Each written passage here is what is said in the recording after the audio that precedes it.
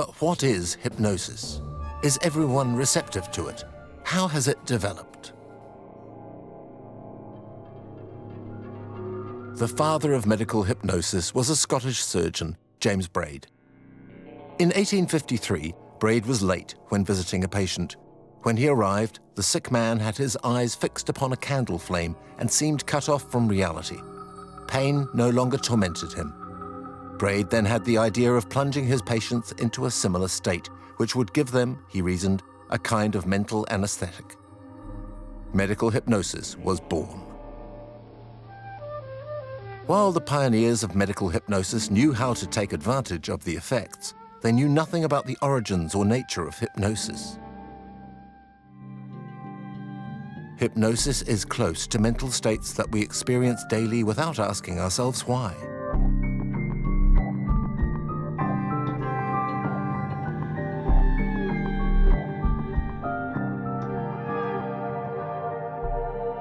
When our mind is absorbed in thought, lost in contemplation of a picture, or taking refuge in the past, we enter a state of consciousness that forgets about the surrounding reality.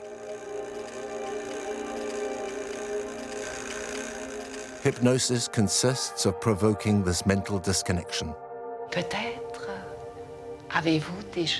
Perhaps you've already seen a blue sky with little white clouds sailing over it. Then the physician guides the patient's thoughts by making suggestions.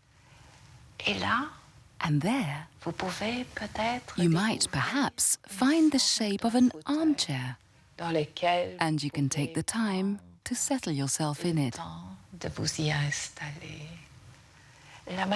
For over 30 years, Marie-Elisabeth Feymonville and teams from the University Hospital of Liège have pioneered research into medical hypnosis.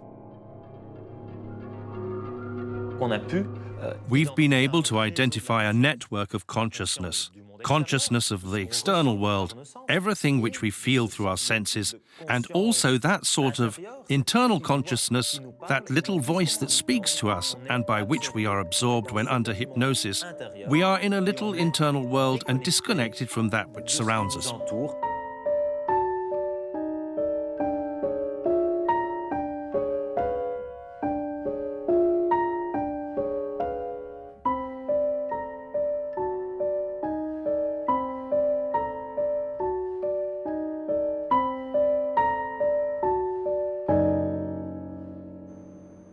Thanks to medical imagery, brain activity under hypnosis can be characterized and differentiated from simple distraction, like the recall of a memory.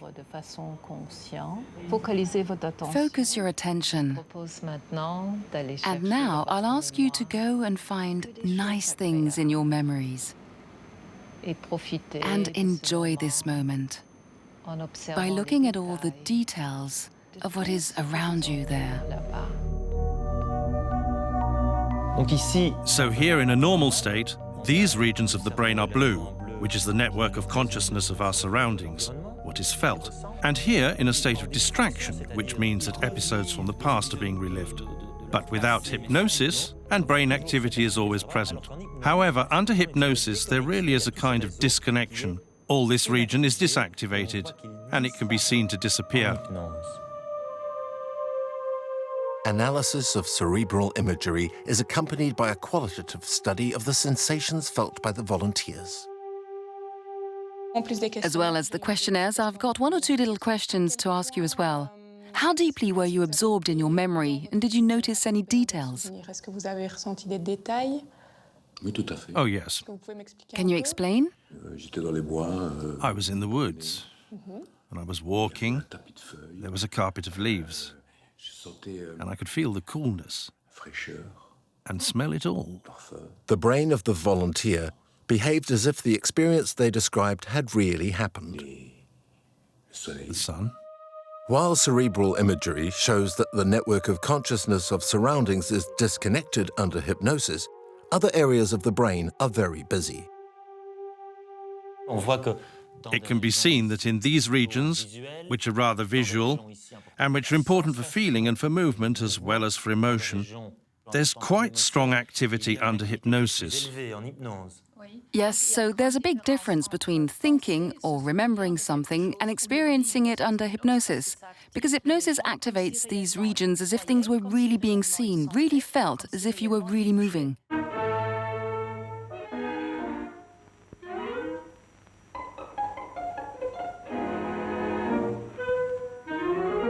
Hypnotic suggestion is capable of making us live through a mentally constructed experience, and so to modify our perception of reality.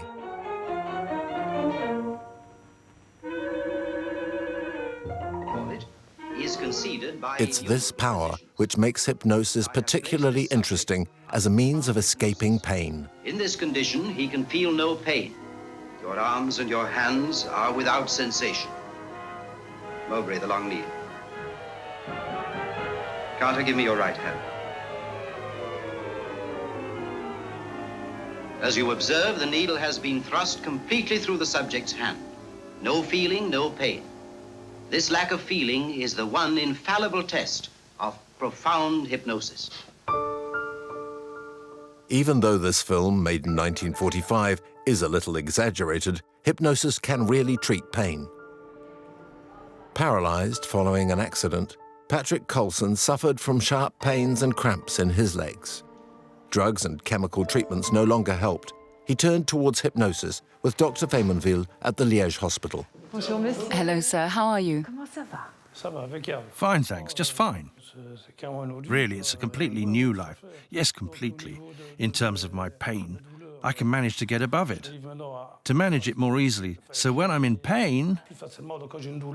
You do the hypnosis exercise. I do the hypnosis exercise. I can really feel it go. Socially, it's just nothing like before. I've got a real social life now. I was really bitter. I've dropped the level of drugs I have to take by around 50%. Oh yes, you were taking a lot before. Huge. Good, and it's all thanks to yourself. And to you. Well, I may have handed you the keys, but you opened the door, and it's important that you know that. Hypnosis acts like an internal voice that modifies our perception of reality, reprogramming our perception of a situation or a sensation. As far as the perception of pain is concerned, we can see here all this network which lights up, which activates when we're in pain in a state of normal wakefulness. Whereas under hypnosis, you can see that there's a lot less activity. A little brain activity can still be seen in the primary sensory cortex, so the subject is still feeling something, but it's being interpreted differently. There's less suffering, if you like, although there is always some perception of what's happening.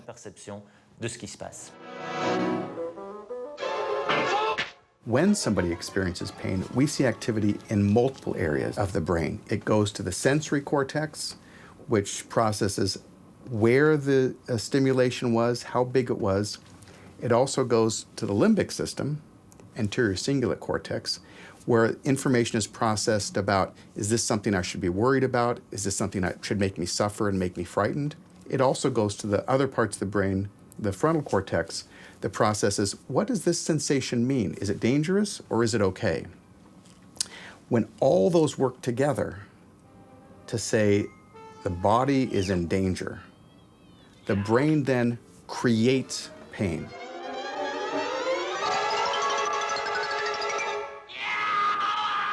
All these parts of the brain that interact to create the pain experience work together, and by influencing any one of them, you can decrease pain. Dr. Jensen? Yes. Nice to meet you. Nice to meet you too. Welcome to the study. Thank you. Appreciate your participation. Here, let me take your coat. Oh, thank you. Dr. Jensen is trying to evaluate the effects of hypnosis on patients suffering from chronic pain. Before the first session, we're going to be calling you to assess outcomes, how much you're hurting, your sleep quality, and different outcomes such as that. And then we'll ask you to get an EEG assessment, electroencephalography. You'll come back and you'll have 4 sessions with me, and then after treatment, have a second EEG assessment, because we anticipate that the treatment will have some specific effects on your brain activity. At the Cerebral Imagery Center, the patient taking part in the study has an initial electroencephalogram. This records a profile of the brain waves, which is used as a reference point before the first hypnosis session. And now you can imagine, you can experience any uncomfortable sensations as an image or an object. Perhaps it's a knot of ropes or a fire. Perhaps it's a color. Whatever image that represents those uncomfortable sensations. And in your mind's eye, you can place that object into a box. It's a thick, strong, insulated box. So those sensations are muffled. It's like they're farther away. After the hypnosis sessions, the patient returns to the imagery center for a new electroencephalogram. Okay, so today we'll be taking another recording to compare with the first one. Sure. When you came in before.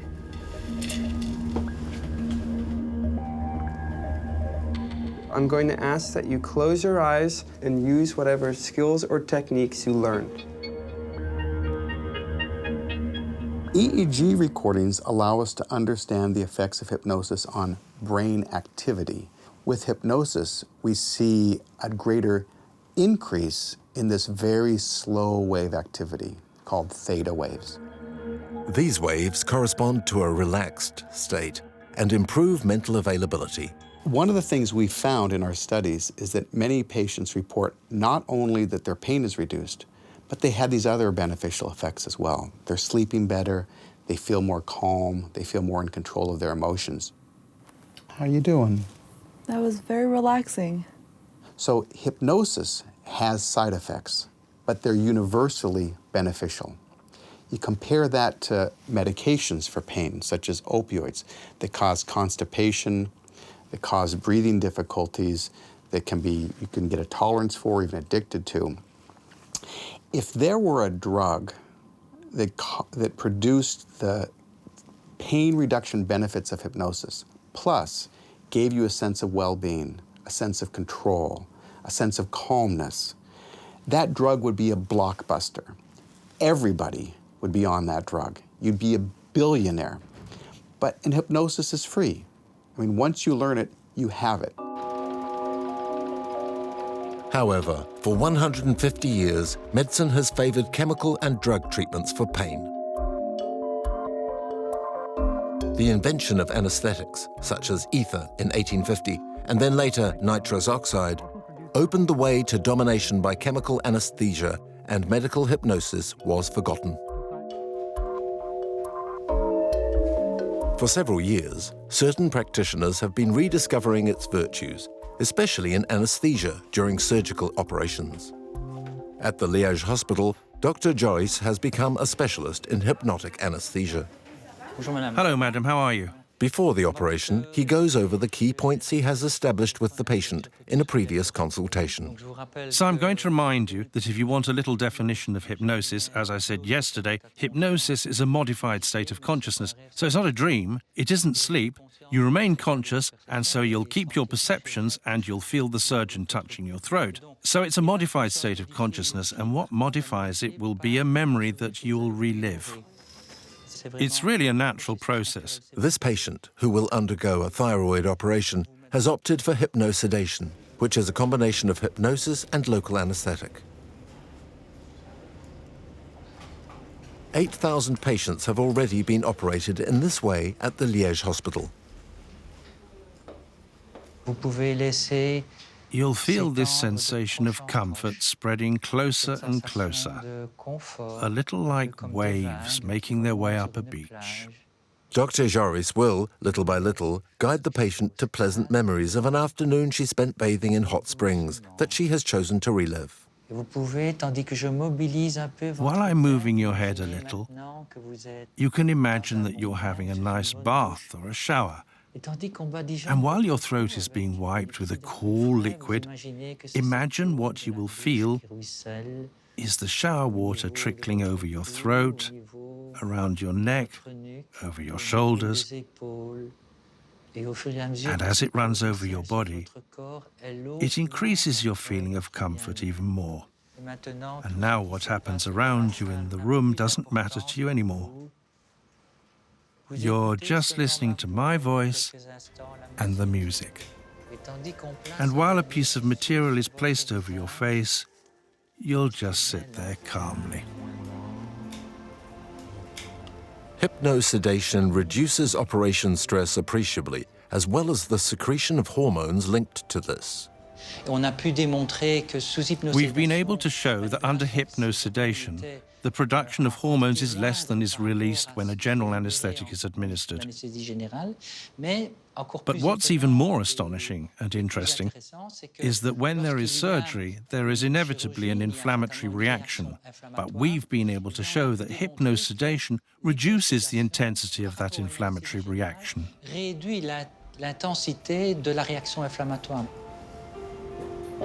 From the surgeon's point of view, hypnosedation has other advantages.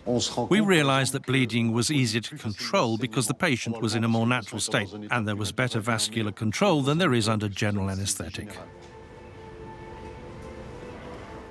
Hypnosedation doesn't change surgery at all.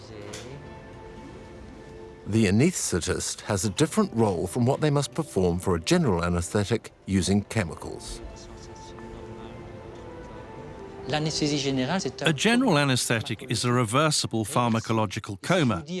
And let me tell you further that despite all the research, the deeper mechanisms by which our anesthetic agents function are still not very well understood. So you'll see that if this state of coma can be avoided by using another technique, well, I think that's all the better for the patient. And the proof of the benefit of avoiding that coma is clearly that post-operative recovery is faster. Good evening, Madam Cray. How are you? Everything going well? You happy about it? It went well, really well. I was in the Springs, so I had a nice day. There you are, it was good. I could feel that I was in surgery, but really, in my head, I was somewhere else. I see you've got your computer there. That's good. You can concentrate. Yes. Well, that's good. You see, thanks to the hypnosis, well, if you'd had the same surgery under a general anesthetic, there's every likelihood you'd have found it a bit more difficult to concentrate properly.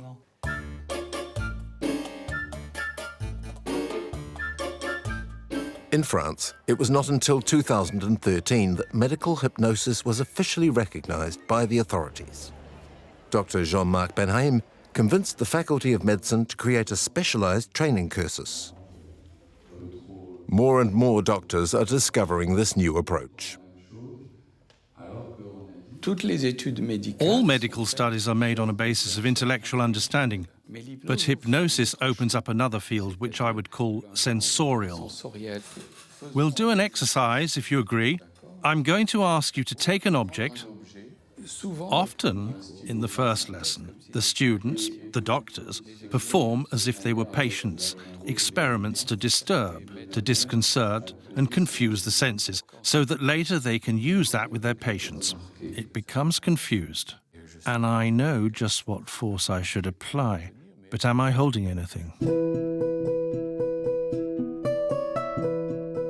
The keen interest of the medical world is a result of the beneficial effects of hypnosis that are seen daily by medical teams. Now it's a question of scientifically evaluating these effects. This is what Véronique Weisblatt, an anesthetist at the Montfermeil Hospital, is doing. She practices hypnosis with pregnant women in labor to calm the pain of contractions and reduce their fear of epidural injections.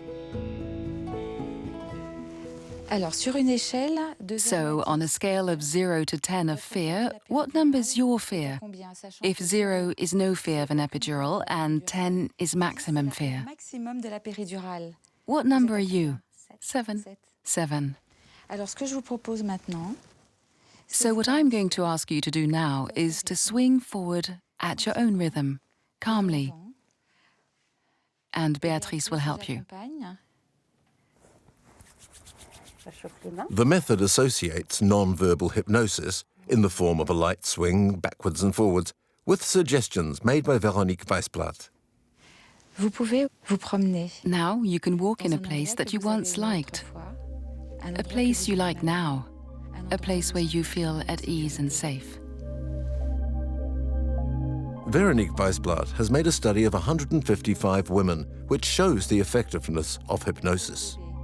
2 out of 3 women have a clear reduction of contraction pain and of the fear of epidural injection.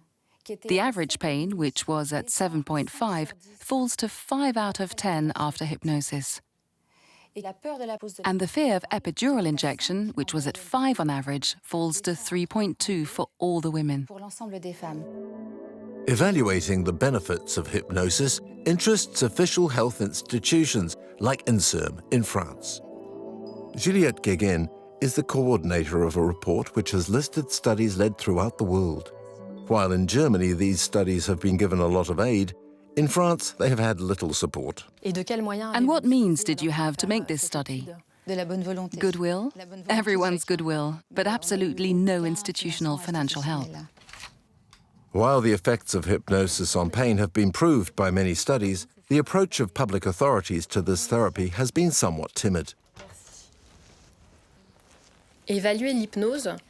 Evaluating hypnosis is clearly more complex than evaluating a drug, because we're not trying to see if the chemical molecule that we administer has a specific effect.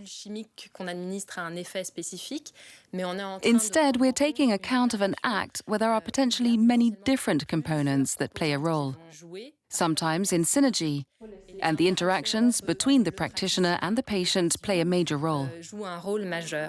The other difficulty in evaluating hypnosis comes from the fact that some people are more sensitive to it than others.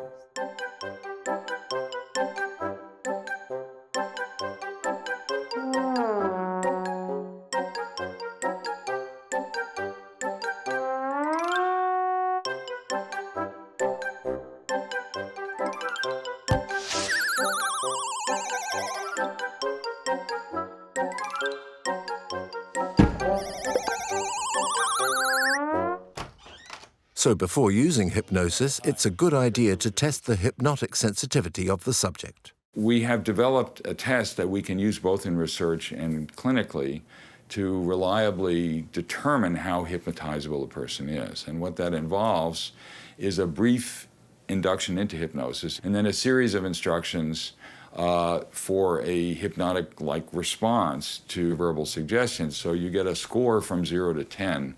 That is a reliable measure of how hypnotizable the person is. Just a little bit. Look up, all the way up. As you keep looking up, slowly close your eyes.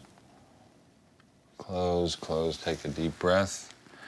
This is an exercise in your imagination. Just imagine your hand to be a big, buoyant balloon and let it float upwards higher and higher as the rest of your body feels heavy and relaxed.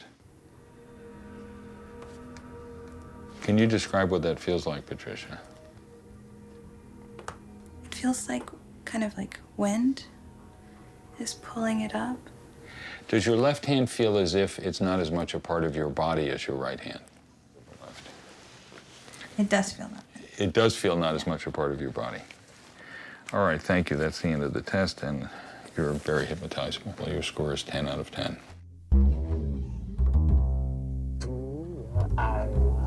Closing and 3.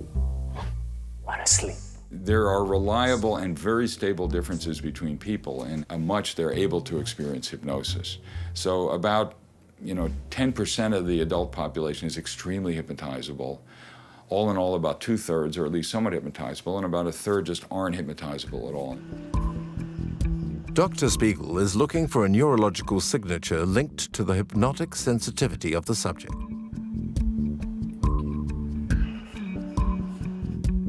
Hi, Josh. How are you doing? I'm great. I'd like you to relive a recent vacation that you had. Can you tell me what vacation that might be? Sitting on a hammock in Jamaica, looking out at the ocean. Good. Well, just take a few moments to enjoy it. Recordings reveal a particular quality in strongly hypnotically sensitive subjects.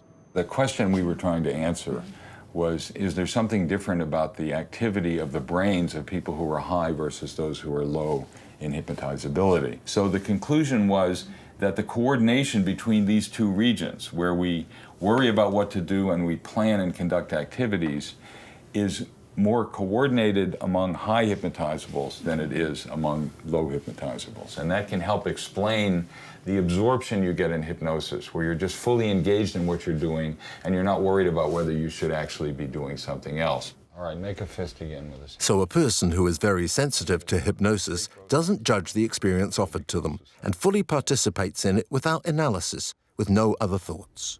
Good, take a deep breath. This total absorption is the quality played on by stage hypnotists. Mesmer, profession fascinateur. Mesmer, the famous Canadian hypnotist, selects the most sensitive subjects in the audience and makes his show with them.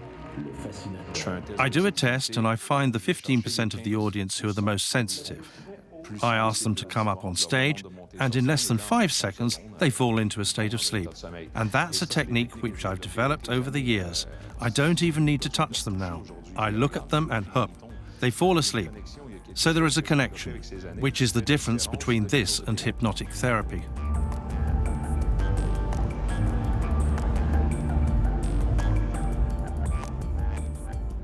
On stage, my hypnosis is a bit deeper, where I try to raise consciousness so that the dream is even more intense for them. So if I tell them on stage that it's cold, they will really feel the cold.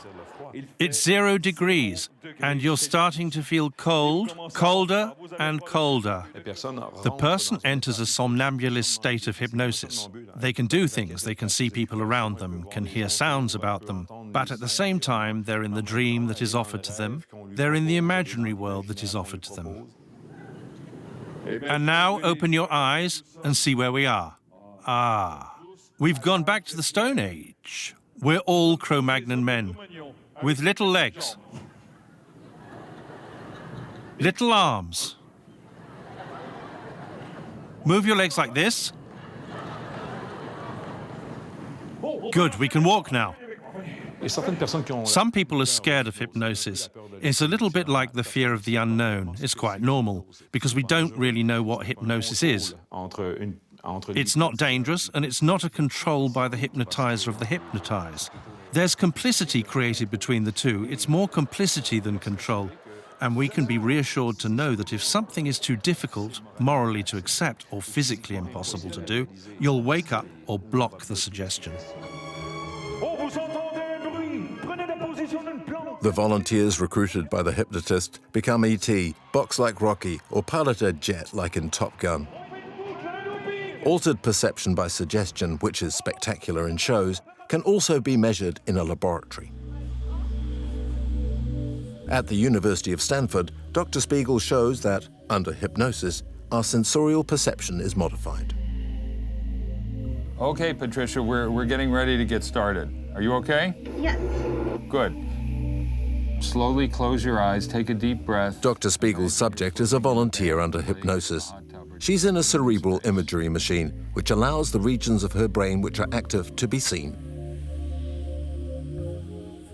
The doctor replaces the color image by a black and white image and suggests to the volunteer that the image is in color.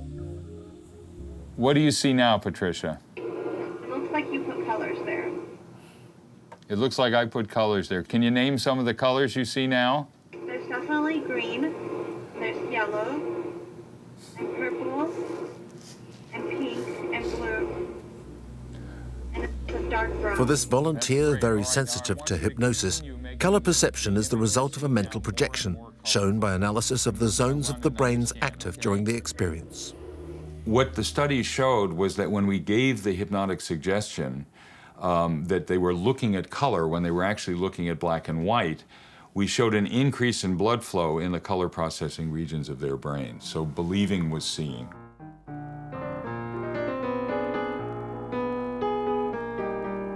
It is just that possibility of plunging ourselves into an unreal sensorial experience which gives hypnosis the power to change us.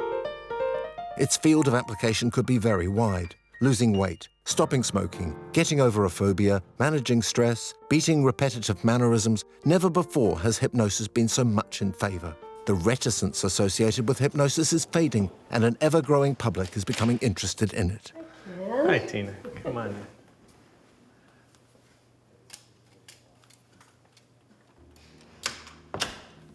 All right, Tina, now I'd like to ask your subconscious mind to provide you with an image of your future self at the size and shape you want to be, walking along confidently toward you now. She has lots of energy. And as she sits down next to you, imagine she places her hand on your arm or shoulder for support, to continue making healthy food choices, for moving your body, for just taking better care of yourself. When a person comes to see me, I promote hypnosis as a tool, not as an open-ended kind of therapy. So usually I will see a person for 1, 2, or 3 sessions, depending on what they're coming in for. And rather than come back to me for reinforcement, I want them to have the results in their own environment, and so I provide them with the recording, and that helps to reinforce the changes. Okay, Tina.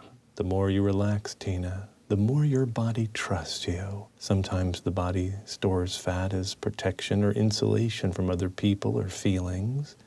So it's very important that you feel completely safe and relaxed inside here, so your body will release that extra fat naturally. The more that hypnosis takes into account the needs, personality, and background of each person, the more effective it is. Techniques, the things said, and the images used vary from person to person. Not bad. In the case where a person needs motivation to exercise, for instance, or to feel more energized, I will use the active hypnosis to amplify that second wind to help the person feel like they are getting stronger. Pedal continuously. Keep pedaling as you distance yourself from any thoughts, feelings, worries, or fears. Ken is using dynamic hypnosis with Naomi, a patient who managed to stop smoking but has since developed an addiction to electronic cigarettes.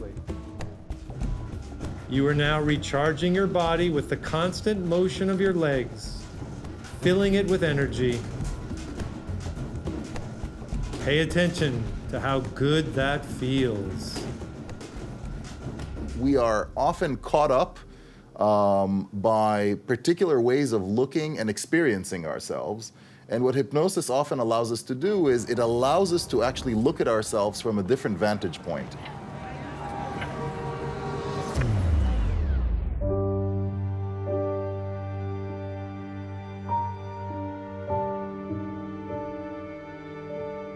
By doing that, it affords us the opportunity to actually change our behavior because we suddenly realize, or we have insight into how we perform in a way that we didn't understand before.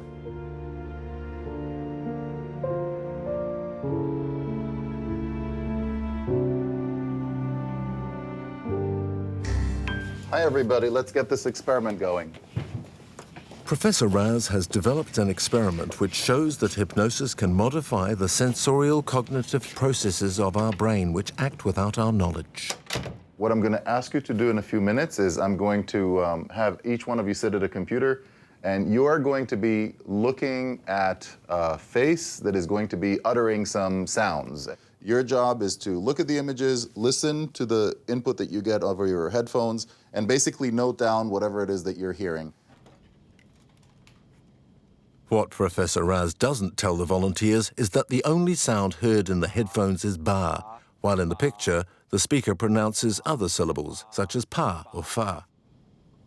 Ba, ba, ba. The incoherence between the two messages leads to 75% of the subjects noting the wrong sound. This is what is called the McGurk effect, from the name of the psychologist who demonstrated it. It shows that our brain automatically combines the visual and auditory dimensions of a message. If there is an incoherence between the two, perception is disturbed. As you saw, this is an easy task. You just, watch and listen and you note. Now we're going to throw another twist to it. I'm going to hypnotize each one of you, and I'm going to give you a particular suggestion, and then you're going to do the task again. think that you're daydreaming and then let your eyes close very slowly. You know, as you're daydreaming, just let them close very slowly and relax your shoulders, relax your muscles, just feel that you're very, very heavy. And as you listen to my voice, I want you to notice that it's very, very easy for you to focus and grasp what you hear. Your auditory sense is more dominant than anything else that is going on.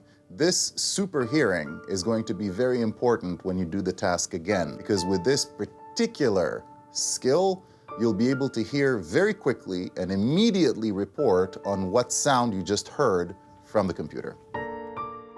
After the hypnotic suggestion of Professor Raz, the error rate in perception of the message falls from 75% to 25%. The McGurk is a task that even if you know about it, and even if you try very hard to prevent yourself from letting the effect manifest, you still show it. What we're able to demonstrate is that for certain people who are highly hypnotizable, if you take them and you use hypnosis with them, you can actually de-automatize things that we thought are completely and deeply automatic. That raises all kinds of very important questions about how we can influence and how we can help human behavior. Because a lot of the behaviors that we engage in that are difficult for us to change and difficult for us to disengage from are often automatic behaviors.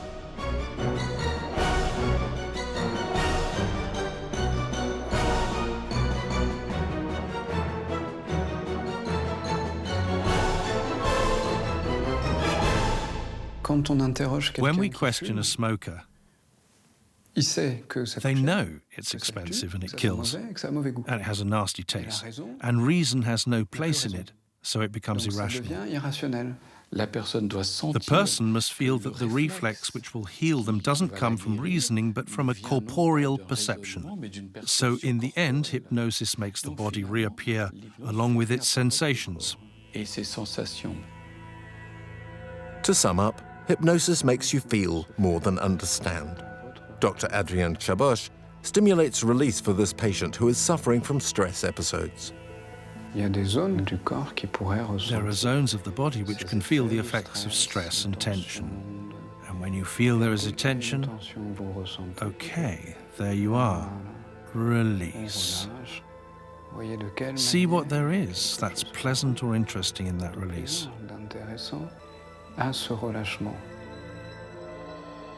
Going back to the sensorial allows us to renew access to something primordial, natural, and therefore the object of anxiety, the object, whether it be work, a phobia, or an addictive link, is disarmed.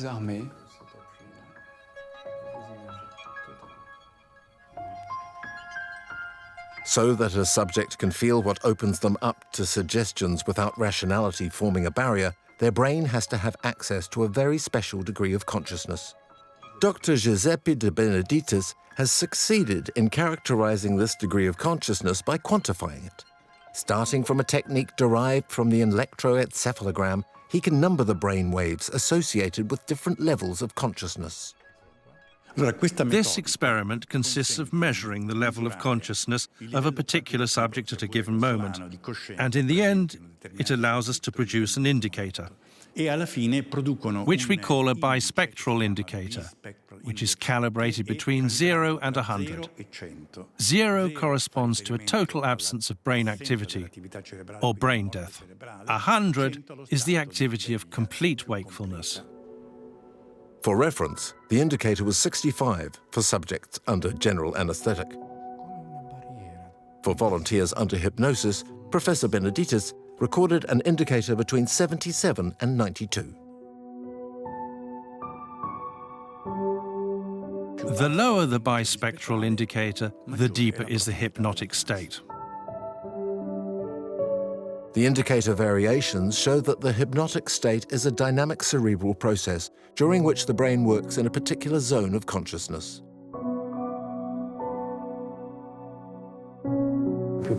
Your body is very heavy, like your left arm, which I just let drop, and you are resting as deeply as you ever rest. But time is frozen. I imagine the remote control for life has been paused. This intermediate zone of consciousness between sleep and wakefulness allows our brain to function in another way. A situation can be experienced or lived through mentally without the filter of rationality. The power to imagine an action and to visualize it under hypnosis is requested more and more for the mental preparation of high-performance athletes. Dr. Singer is a well-known specialist in applied hypnotism in the world of sport. High-level athletes like Kyla Ross, Olympic champion and world gymnastic champion, come to him. One thing we know is that anything you do mentally translates physically very quickly. So the mind always controls the body.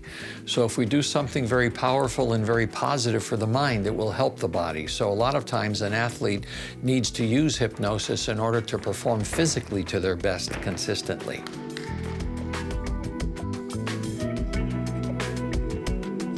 Jack Singer gives his athletes the facility to act on several levels, to manage stress, concentrate, to mobilize positive emotions, to visualize an objective. An athlete with as many awards as Kyla Ross knows that mental attitude is essential. When you're preparing for another competition, there's a lot of expectations that you have. You know, it's so hard to do it. Can I do it again? How do I stay focused? I'm a little older now. So there are a lot of potential stressors that could be there. So she really came to me for me to tune up her skills and to help deal with those stressors. I wanted to work a lot about improving my confidence, because I know that I train so much, but then that 1 second you're on the competition floor, it's all up to you, and you just have to perform to your best ability. So that takes a lot of confidence and belief in yourself. So that's something that I've really seen improvement on. You're feeling more confident than you've ever felt. With the hypnosis, I try to constantly weave in the 5 C's. You know, calmness, confidence, concentration, being in control, and consistency. You're feeling totally in control. When we get to the advanced stages of hypnosis, I actually look at every event that the athlete participates in, so I have them just visualize what they're going to do at every step of that event, and that translates beautifully into their mind just doing it automatically. Get yourself ready for the vault and let me know when you see yourself ready to perform the vault. Excellent. You're going to do the urine Chico double full.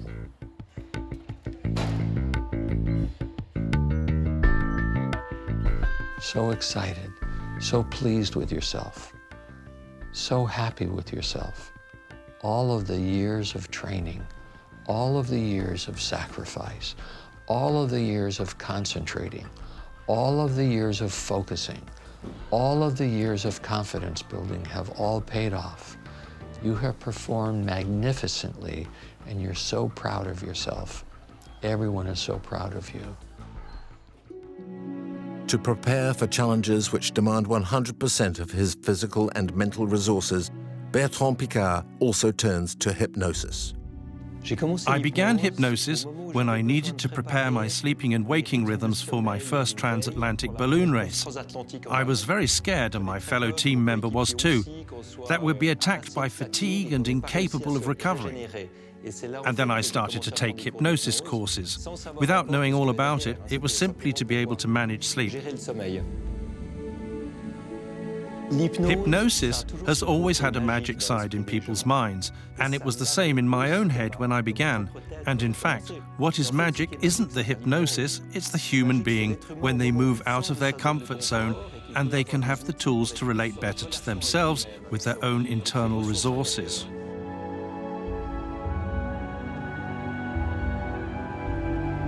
During the odyssey of the Solar Impulse, the round-the-world trip of a solar-powered aircraft where Bertrand was alone in the cockpit for several days in a row, hypnosis was an essential support. It helped him to remain concentrated, to control different situations, manage his stress, and especially, thanks to it, he could optimize his short rest periods. What's interesting isn't just putting yourself to sleep, which you usually hear, but that in a few seconds, obtaining complete relaxation, which makes you rest and recover enormously.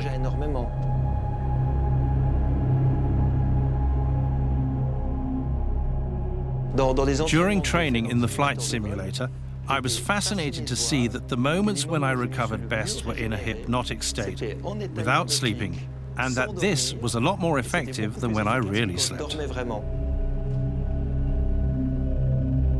Nowadays, this psychologist passionate for adventure includes hypnosis in his plan for a healthy life. Hypnosis is something you can include in your daily life. You don't have to go around the world in a solar aircraft or a balloon. Bertrand would like hypnosis to be available to everyone. Doctors often try to keep hypnosis inside the world of medicine as a technique to apply to their patients. I'd like to see the contrary. I think hypnosis should be taught to as many people as possible, and first of all to children so they can prepare their exams with it or have less fear of life, or manage their relationships with their parents and friends. It's something that should be taught, which has to be developed, which should be accessible to all. In this spirit, the Hypnosis Training Institute, created by Kevin Finel, offers public sessions open to all who want to discover hypnosis. Sit yourself down. Have you ever practiced hypnosis? No, not really. All right, not consciously at any rate. No. All right. So the idea of public sessions was to make hypnosis understandable. Beforehand, I held conferences, which were quite standard, to explain that this state was, to demystify it, and to show people that there were things that were possible with it, and that it wasn't in itself medical, it was self-exploration. And I often had people who agreed, but still couldn't see what hypnosis was. So I said to myself that maybe I had to start with a demonstration. Then by showing it, people realized that it's something that can be very gentle, that there is no need to take power over someone, that wasn't hypnosis. Hypnosis is above all to give another person power over themselves. I allow people to enter that state because I know how to get there, but it's the person who goes there if they want to, and they feel that it's a good thing to go there. It often gives you the feeling of raising up. We ask questions in an extended state of consciousness, which brings us a lot of new understanding. We're at another level of ourselves, and so new connections will be made. I was still there, but there were things which were changing, and hypnosis reveals the power of our brains. We can show that thinking about something can actually bring about a strong perceptual change. Well, we can't have that. The brain is so powerful that it's a lot more important what's happening inside it than what is happening outside it. As a matter of fact, it shows me that we live in our brains. When it came into research laboratories, hypnosis reinvented itself. The public stopped considering it as a practice of magic and sorcery. It is now known that it activates the brain in such a way that it develops a special state of consciousness, and that state of consciousness can benefit medicine and many other human activities. Just like you can enhance athletic performance, you can also enhance cognitive performance. You can enhance learning and memory and things of that nature. As we understand more and more the science of hypnosis, and that it really is a normal state that we can benefit from, I think more and more people are beginning to feel more comfortable with it. Be careful, however. The mental availability induced by hypnosis makes you vulnerable to being influenced. I ask patients to be very careful when they meet a hypnotherapist. You should ask what their training is. I think that just like in everything else, something that works can also be misused. A dog. Hey, Sparky, look what I Ethics must guide the hypnotist, and relationships with their subjects must be based on trust. While science is beginning to understand the fabulous powers of hypnosis, much remains to be discovered about a practice whose mechanisms are intimately linked to the complexity of our brains and the way in which they work, which remains mysterious.